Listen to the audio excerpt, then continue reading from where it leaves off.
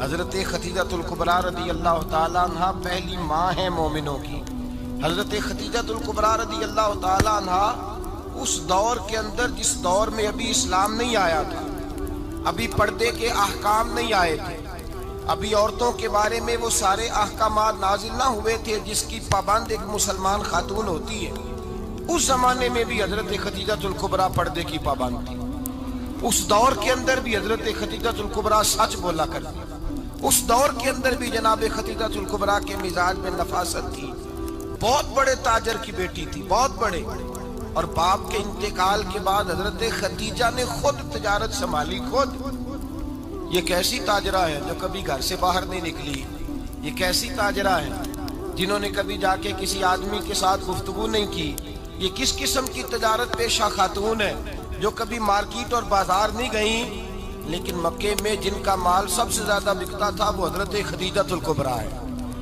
وہ کسی شخص کا تعین کرتی، کہتی سرمایہ میں لگاؤں گی، محنت تو کرے گا، اور وہ ڈیل بھی جب ہوتی نا، اس شخص کے ساتھ گفتگو ہوتی تو وہ بھی ڈائریکٹ حضرت خدیجہ نہ کرتی، بلکہ آپ کی ایک خادمہ تھی حضرت نفیسہ، بعد میں وہ مسلمان ہوئی، ان کی ذمہ داری ہوتی، وہ خاتون جا کر اس آدمی سے گفت و شنید کرتی۔ حضرت خدیجہ کا مال لے کے لوگ جاتے مکے میں، جب سب لوگوں کا نقصان ہوا نا جس سال، جناب نفیسہ کہتی ہیں جس سال سارے مکے والوں کا مال ڈوب گیا، حضرت خدیجہ کو اس سال بھی اللہ تعالیٰ نے 11 گنا نفع عطا فرمایا، اس سال بھی بڑا نفع دیا، حالانکہ تجارت کے ساتھ نہیں، ابتدا اسلام میں۔ اور پھر عجیب بات یہ ہے کہ 2 دفعہ شادی ہوئی، 2 دفعہ بیوہ ہوئی، 2 دفعہ شادی ہوئی، 2 بیٹے تھے حضرت خدیجہ کے۔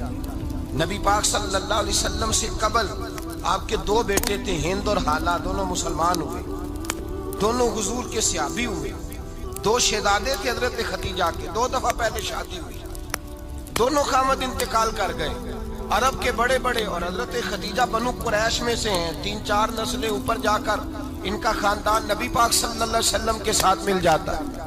حضرت خدیجہ کا 2 دفعہ نکاح ہوا، آپ بیوہ ہو گئیں، دونوں دفعہ خامد وصال کر گئے۔ بڑے بڑے مکے کے سرداروں نے پیغام نکاح دیا، حضرت خدیجہ خاموش رہی، نکاح نہیں کیا۔ لوگوں نے بڑی وجوہات بیان کی، الگ الگ باتیں لکھی۔ شیخ محقق شاہ عبد الحق محدث دہلوی فرماتے نہیں، اصل بات اور تھی۔ عرب کے اندر سال کے بعد عورتوں کا ایک میلہ لگتا تھا خانہ کعبہ کے پاس، صرف عورتیں اکٹھی ہوتی تھی، میلہ لگا ہوا تھا۔ ایک تورات جاننے والا یہودی عالم بھی آیا ہوا تھا، وہ بیبیوں کے مجمع پہ نظر ڈال کے کہنے لگا، بیبیوں مرد کا کام تو کوئی نہیں عورتوں کے مجمع میں بات کرنا، لیکن میں تمہیں ایک پیغام دینے لگا ہوں، اللہ کے آخری رسول جو مکے میں پیدا ہونے والے ہیں ان کے آنے کا وقت قریب آ گیا ہے۔ وہ بیوی بڑی خوش نصیب ہوگی جنہیں ان کی رفاقت ملے گی۔ عورتوں نے جب دیکھا کہ مرد آ گیا عورتوں کے میلے میں تو انہوں نے ڈانٹا، جھڑکا، کہا چل اٹھا اپنی کتابیں اور نکل جا۔ حضرت خدیجہ کہتی ہیں باقیوں نے ڈانٹا پر میں نے بات پلے سے باندھ لی، میں نے پلے سے باندھ لی اور میں انتظار کرنے لگی کہ اللہ کرے وہ نصیب میرے ہی ہو، اللہ کرے مقدر میرا ہی کھلے۔ آپ فرماتی میں تسبیح پڑھتی، درود پڑھتی، میں اس زمانے میں جو اللہ کا ذکر جس طرح ہوتا تھا وہ میں شروع کرتی، اور جب فارغ ہوتی تو میں التجا کرتی کہ اللہ میرے نصیبے کھول دے۔ کہتی ہیں آہستہ آہستہ آہستہ آہستہ میں حضور کی تعریف سننے لگی، آہستہ آہستہ تعریف سننے لگی۔ نبی پاک صادق ہیں، امین ہیں، سچے ہیں، دیانتدار ہیں، اس برے اور میلے معاشرے میں بھی وہ سب سے اعلیٰ بھی ہیں اور سب سے اجلے بھی ہیں، وہ سب سے پاکیزہ ہیں۔ میں سننے لگی تعارف، آہستہ آہستہ میں ان کی گرویدہ ہونے لگی۔ ادھر نبی پاک صلی اللہ علیہ وسلم اپنے چچا جناب ابو طالب کے پاس رہتے تھے، قحط آ گیا، حالات بگڑ گئے۔ حضور سید عالم صلی اللہ تعالی علیہ وسلم سے چچا کہنے لگے بیٹے اگر مال تجارت لے کے شام جاؤ تو بڑا نفع کماؤ گے، ہمیں ضرورت بھی ہے، اور اگر ہو سکے تو خدیجہ کا مال لے کے جاؤ۔ اور نبی پاک نے کہا چچا میں نہیں کہوں گا کسی سے جا کے، میں نہیں کہتا کسی سے جا کے، جو میرے نصیب میں ہوگا میرا رب خود عطا فرمائے گا، میں نہیں کہوں گا۔ مصطفیٰ نے تو نہیں کہا۔ حضرت خدیجہ رضی اللہ تعالیٰ عنہ کہتی ہے میں نے خود اپنی خادمہ کو بھیجا، میں نے کہا جا کے پوچھو تو صحیح کہ میرا مال قبول ہوتا بھی ہے کہ نہیں، پوچھو۔ نبی پاک صلی اللہ علیہ وسلم سے پوچھا، حضرت خدیجہ کی خواہش ہے کہ آپ مال لے کے جائیں، حضور نے قبول کر لیا۔ جناب خدیجہ الکبریٰ رضی اللہ تعالیٰ عنہ کے غلام تھے، میسرہ ان کا نام تھا۔ جناب خدیجہ نے ان کو ساتھ بھیجا، فرمایا تین باتیں ارشاد فرمائی۔ ایک تو فرمایا سارا رستہ غور سے دیکھنا میرے نبی کے ساتھ کیا معاملات درپیش ہوتے ہیں۔ ابھی اعلان نبوت نہیں کیا، فرمایا ذرا غور کرنا، میرے مصطفیٰ کا مطالعہ کرنا اور مجھے واپس آ کے سبق سنانا۔ وہ جو تم نے چہرہ بندوہا کی تلاوت کی ہو ذرا مجھے واپس آ کے سنانا۔ جنہاں نے دل پر جانی ڈٹھا ہو اکھیاں ہی تک لئیاں، تو ملے ہوں تے ساجن ملیا ہوں ناساں لگ پئیاں، ذرا جا کے نا تلاوت کرنا اور مجھے دکھ۔ اور دوسرا فرمایا تم میرے غلام ہو تو مصطفیٰ کے بھی غلام بن کے رہنا، میں سنتی ہوں کہ کردار کے، افکار کے، نظریات کے، عظمت کے بلند و بالا، وہ جیسے کہیں ویسے کرنا۔ اور تیسری حضرت خدیجہ نے نصیحت فرمائی، فرمایا محمد ابن عبداللہ صلی اللہ علیہ وسلم کی رائے سے اختلاف نہ کرنا۔ یہ چلتے ہوئے معاہدہ کیا، جو وہ کہہ دے سو کر جانا۔ غلام کہتے ہیں میں ساتھ گیا، باتیں میں نے سن لی، لیکن جب سفر شروع ہوا نا ابھی چند منزلیں طے ہوئی تھی، میں نے کہا خدیجہ آپ نے کیا نصیحت کرنی تھی، ان کے ساتھ جو رہے گا وہ ان کا غلام ہی بن جائے گا، ان کے ساتھ جو رہے گا تو اجے میرا محبوب نہیں ڈٹھا جن ویکھ کے چن شرماوے، جے رکھے ہاتھ پھلاں وچ ہاتھ نال پھلا رل جاوے، تے ادھی راتی چن چڑھ جاندے جدوں جلوہ فرماوے۔ فرمایا جو بھی ساتھ رہتا غلام ہو جاتا۔ میسرہ کہتے میں گیا، تجارت شروع ہوئی۔ کہتے ہیں نبی پاک صلی اللہ علیہ وسلم جب منڈی میں پہنچے تو لوگ قسمیں اٹھا اٹھا کے مال بیچ رہے تھے۔ اللہ کے محبوب جب گئے نا تجارت کرنے تو ایک آدمی کہنے لگا چلو معاذ اللہ بتوں کے نام تھے لات و منات، کہنے لگا لات کی، عزا کی، منات کی قسم اٹھاؤ۔ تو نبی پاک فرمانے لگے ان کی قسم اٹھاؤں جن کا میں نام لینا بھی پسند نہیں کرتا۔ ابھی اعلان نبوت نہیں کیا، اور فرمایا ویسے بھی میں قسم دے کے مال نہیں بیچتا، خریدنا ہے تو خریدو، نہیں خریدنا تو نہ خریدو۔ کہتے ہیں لوگ قسمیں اٹھا اٹھا کے پیچھے جاتے تھے، پر میرے نبی جس سے رخ پھیرتے تھے وہ نبی پاک کے پیچھے ہو جاتا تھا۔ ماتے کئی گنا زیادہ نفع کمایا۔ ہم رستے میں تھے، حضور ایک درخت کے نیچے آرام کرنے لگے، ایک عیسائی راہب غار میں بیٹھا تھا، نکل کے آ گیا، مجھ سے کہنے لگا مجھے وہ جانتا تھا، میں سنا یہ کس کو ساتھ لائے، یہ کون ہے؟ میں نے کہا اہل قریش کے ایک معزز آدمی ہے۔ کہنے لگے یار جس درخت کے نیچے یہ لیٹے ہوئے ہیں یہاں عام آدمی نہیں لیٹ سکتا، یہاں وہی لیٹے گا جو اللہ کا سچا رسول ہوگا، یہاں دوسرا کوئی لیٹ ہی نہیں سکا، یہ رسول ہے، ان کا خیال رکھنا، خیال رکھنا۔ کاش میں اس وقت تک زندہ رہوں جب یہ نبوت کا اعلان کریں۔ میسرہ کہتے ہیں میں غلام ہو گیا، نبی پاک صلی اللہ علیہ وسلم کی ادائیں مجھے بھانے لگی۔ جب واپسی پہ نکلے تو گرمی بڑی شدید تھی۔ فرماتے ہیں جب دھوپ تیز ہوتی تو بادل کا سایہ آ کے حضور پہ سایہ کر دیتا، بادل کا ٹکڑا نبی پاک پہ۔ اللہ جانے کہاں بیٹھ کے لوگوں نے کتابیں پڑھی ہیں جو کہتے ہیں 40 سال کے بعد نبی بنے تھے، پتہ نہیں کہاں بیٹھ کے کتابیں پڑھی ہیں۔ ہم نے تو جو سیرت پڑھی ہے وہ بتاتی ہے کہ تیری حیات پاک کا ہر لمحہ پیغمبر لگے، ہر لمحہ پیغمبر لگے۔ یہاں تو وہ لوگ جو کئی سال پہلے 20 اور 25 سال پہلے حضور سید عالم صلی اللہ علیہ وسلم کی رفاقت میں رہے وہ اعلان کر، لوگ پتہ نہیں کہاں بیٹھ کے کتابیں پڑھتے ہیں، کہاں بیٹھ کے۔ میرے نبی پاک سے صحابہ نے پوچھا حضور آپ کب نبی تھے؟ فرمایا ابھی آدم کی مٹی گوندی جا رہی تھی، ابھی آدم کی مٹی گوندی جا رہی تھی، میں تب بھی اللہ کا رسول تھا۔ میرے بھائی نبی رحمت سید عالم صلی اللہ علیہ وسلم کے غلام حضرت خدیجہ کے غلام کہتے ہیں واپس آیا، اور پہلے بھی کئی دفعہ حضرت خدیجہ کا مال گیا تھا، بڑے نفع آئے تھے، پر جو نفع اس سال آیا وہ پہلے کبھی نہیں آیا تھا۔ کہتے ہیں مجھ سے حضرت خدیجہ کی سہیلی بھی بیٹھی تھی، میں بھی آ گیا، اور جناب خدیجہ کی سہیلی کہنے لگی چل مال کے بارے میں کچھ بتا، کتنا بکا؟ میں نے کہا مال چھوڑو، مصطفیٰ کی سنو۔ اور پھر کہتی چلو ٹھیک ہے، بادل سایہ کرتا تھا، چلو ٹھیک ہے، تم سے راہب نے پوچھا تھا یہ صحیح ہے، انہوں نے تیری سارے رستے بڑی خدمت کی، تیرا بڑا خیال رکھا، پر یہ بھی بتا تجارت کیسے ہوئی؟ تو میسرہ کہنے لگا زندگی میں نے بھی ساری گزار دی ہے، پر اس رسول کے ساتھ 4 دن ہی گزارے ہیں، حد ہو گئی مجھ سے، اور کچھ نہ پوچھو، اور کچھ نہ پوچھو، آ میرے دل آمنہ کے لال کی باتیں کرے، اور کچھ نہ پوچھو، بس ذکر ان کا چھیڑیے ہر بات پر، اور چھیڑنا شیطان کا عادت کیجئے، بس مجھے حضور کے تذکرے بیان کرنے ہیں، ذکر مصطفیٰ کرنا ہے۔ حضرت خدیجہ الکبریٰ بڑی متاثر ہوئی، کہتی ہیں مجھے درجنوں لوگوں نے پیغام نکاح دیا تھا، पर मैंने सुनी नहीं थी। मैंने नफीसा के हाथ पैगाम भेजा। मैंने कहा मेरी उम्र 40 साल है, उनकी 25 साल है, और मेरा अहवाल और तरह का है। वो शहनशाह है, जाके पूछो तो सही, भला मैं कबूल होती हूँ? पूछो। नफीसा कहती है मैं आई तो वो खातून जिनके लिए लोग बड़े बड़े कुरैश पैगाम देते थे, पैगाम लेके आई। तो रसूल पाक ने अजीब रंग बयान किया अपनी सीरत का। जब मैं पहुंची, मैंने कहा खदीजा निकाह करना चाहती है। नफीसा कहती है मेरा ख्याल था कि कोई और होता तो कुर्सी से उठ खड़ा होगा, फौरन कहेगा अच्छा जल्दी करो, बात करो। जब मैंने आके कहा ना हुजूर खदीजा निकाह करना चाहती है, तो नबी पाक ने मेरी तरफ देखा, फरमाया वो कहती है कि तुम कहती हो? कहा वो कहती है। तो हुजूर ने फरमाया ठहर जाओ, मैं अपने चचा से पूछ के बताऊंगा, मैं मशवरा करूंगा, मैं पूछ के बताऊंगा। आज बच्चों को कुछ सबक बड़े याद हैं। कहते हैं पसंद की शादी करना हजरत साहब नाजायज है, पसंद की शादी करना को नाजायज है। और मैंने कहा भाई सिर्फ एक ही जायज चीज रह गई, और कोई शय जायज नहीं। ये एक ही जायज चीज है जिसका फतवा सारे नौजवान पूछते फिरते हैं, सारे रांझे बने फिरते हैं, मजनू बने फिरते हैं, सारे मईवाल हो गए। अल्लाह पाक को हिदायत की तौफीक अता फरमाए। सारे इस बुरी लत का शिकार हो गए।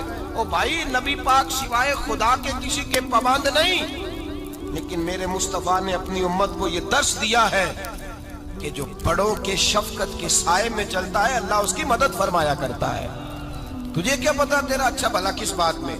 कहा निकाह करना चाहती हूँ, फरमाया चचा से पूछ के बताऊंगा।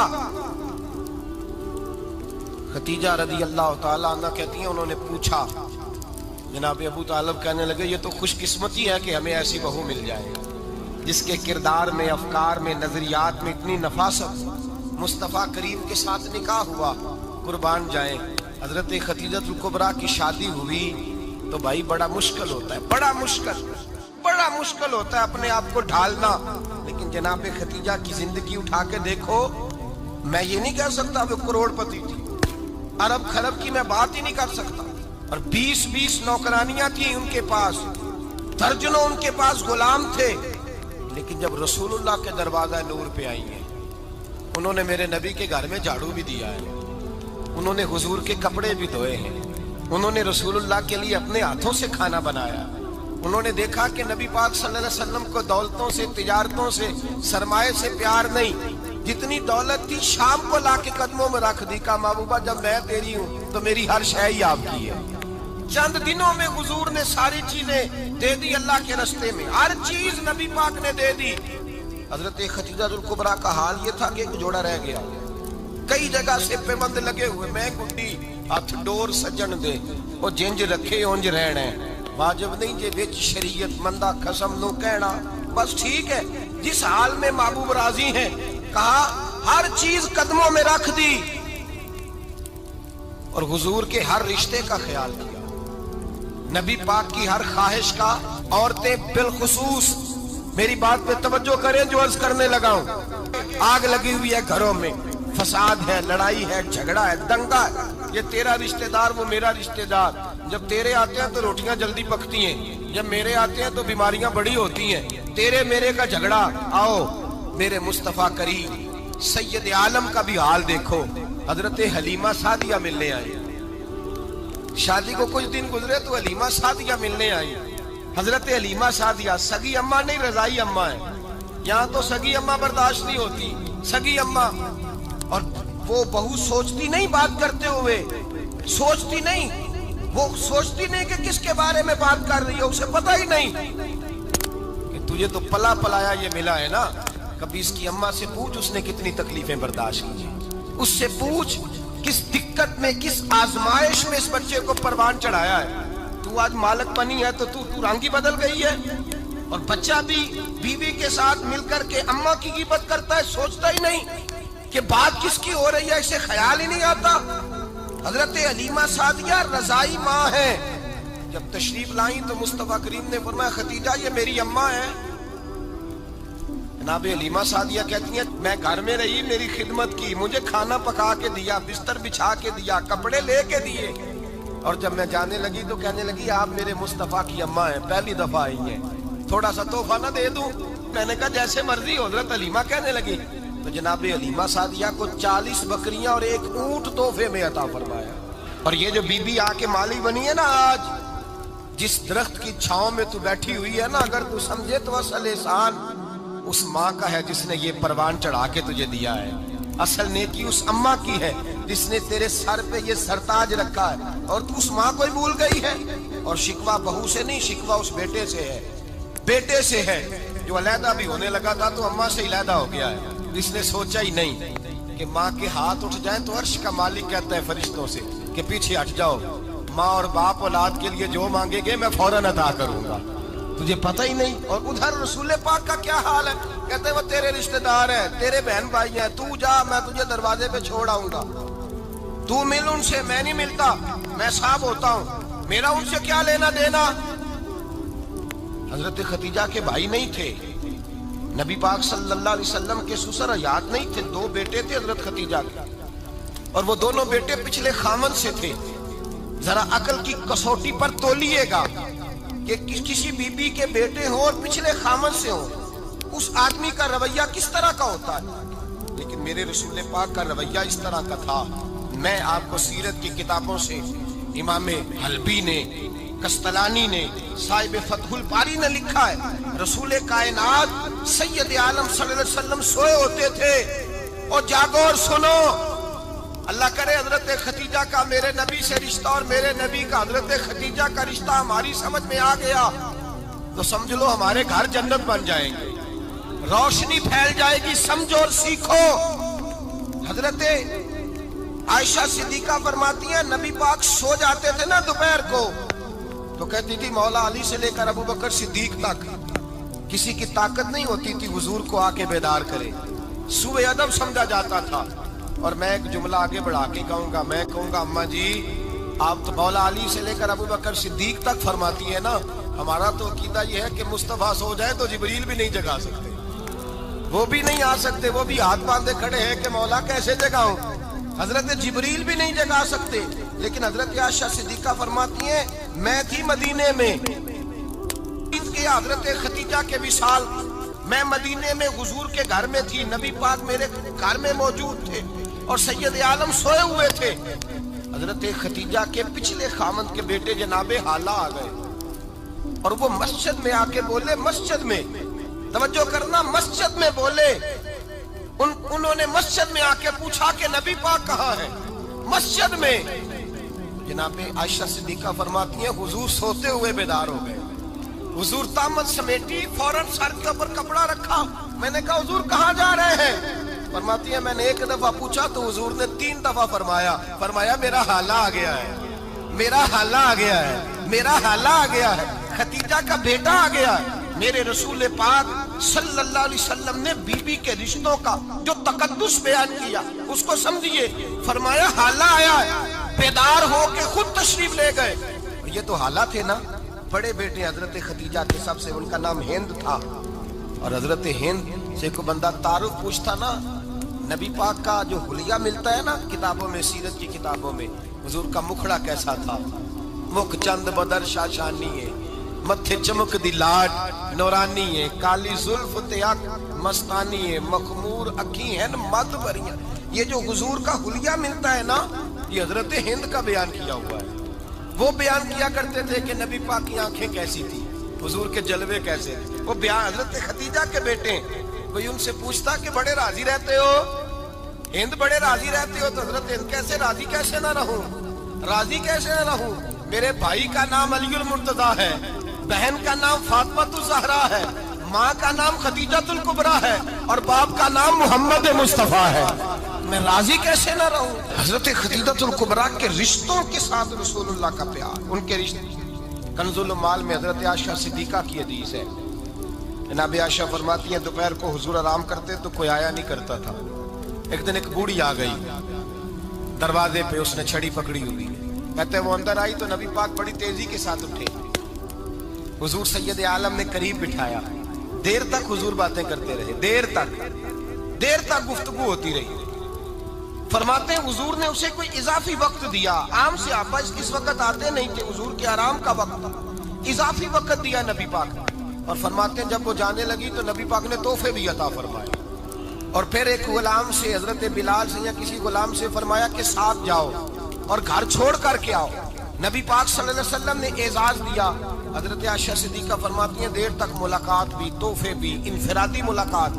بعد میں نبی پاک صلی اللہ علیہ وسلم لیٹ گئے. میرے دل کے اندر خیال آیا کہ حضور جائیں گے اور جب رات کو واپس آئیں گے تو پھر میں پوچھوں گی کہ حضور یہ بی بی کون ہے، حضور اب آرام کر رہے ہیں. فرماتی ہیں میرا خیال تھا کہ یہ سوال شام تک میرے ذہن میں رہے گا کہ یہ کون ہے. آپ نے